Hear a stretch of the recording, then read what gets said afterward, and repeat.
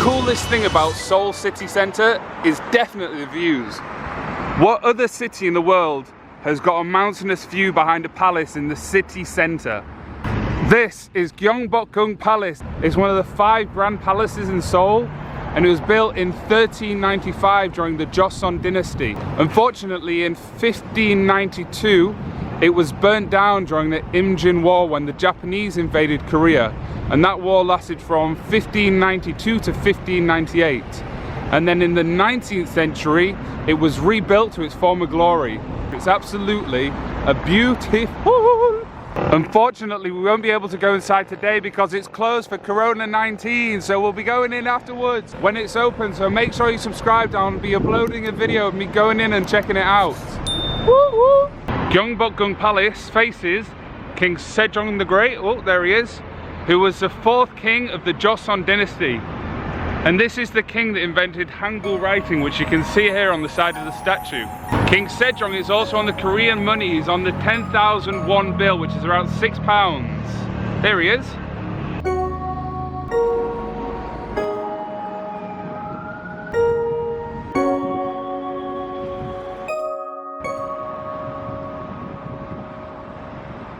It was during King Sejong's reign in the Joseon dynasty that Korea was actually a vassal state of the Ming dynasty from China. So at the time, Korea had to use Chinese writing, time, and also money. And because King Sejong wanted to better his country and his people, he actually looked at the good in people. There was a commoner called Jang Yong-shil, I think I've got it right, Jang Yong-shil. King Sejong saw that he could do great for the country. He was a very smart man. It was Jang Yong-shil that helped create Hangul and also the other things that you see in front of the statue.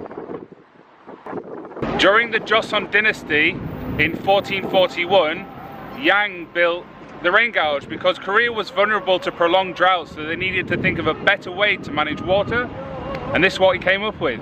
Clever lad, go on lad. And then he also helped to build this astronomical instrument to help Korea look at the motion of the planets. Unfortunately, this was ordered to be destroyed by the Ming dynasty. And if you're wondering, why is there so much background noise of singing and small protest stands everywhere and police? It's because the older generation of Korea like to protest the current government.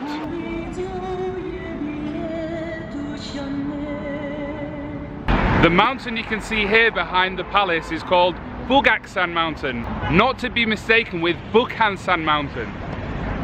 Now Bukhansan Mountain, this one here, is home to Hanyang-dosong Mountain Wall, which goes a distance of 18.6 kilometers, and it goes over Naksam Park, Namsang Mountain, and Inwangsong Mountain. And it used to surround the old capital during the Joseon dynasty, which was called Hanyang.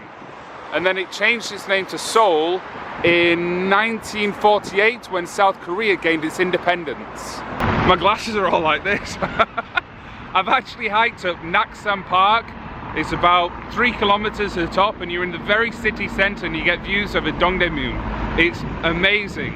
And I've also done Inwangsang, and then from there you get a bird's eye view of Gyeongbokgung Palace. If you ever come to Seoul, I highly recommend doing the Hanyang-dosong Mountain Fortress Walk. I hope I'm saying the name right.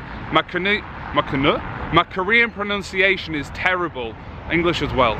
If you've ever been to Seoul and you've done any of these walks around the old Hanyang-dosong Mountain Fortress Wall, let me know in the comments what you think of it. Here's King Sejong the Great, and then the mountain behind the palace here is Bukhansan Mountain, and then just sneaking behind it is Bukhansan Mountain. Bukhansan literally means mountain north of Han River, and it can be seen from most. And Bukhansan, oh my, I need to zoom out. I cycled here today on my trusty bike, but if you ever want to come here on the train, come to Gwanghwamun subway, exit 9, it'll bring you right out in front of the king. This statue of Yi Sun Shin is 17 meters tall, and at the top it's made of bronze. Yi Sun Shin has got a tough looking face, and his face is also on the 101 coin. The reason a statue was erected of Admiral Yi Sun Shin is during the Imjin War of 1592 to 1598, Korea was being invaded by Japan, and this admiral had 13 ships compared to Japan's 133.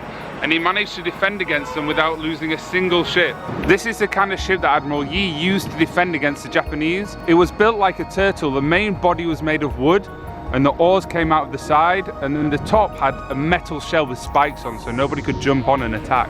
And you can actually see this ship in person if you go to the War Museum in Itaewon. They've got one of these that they've built. It's a replica size, and it looks badass. Yi died from a gunshot wound at the Naval Battle of Noryang on December 16, 1598. And his last words were, "The battle is at its height. Beat my war drums. Do not announce my death." 조심해 난 해적다 나는 굳이 like 북한산 나와 머리 없어 빛나리 우는 쌍둥이 얘는 조던이지 김치 감자탕에 쌓이다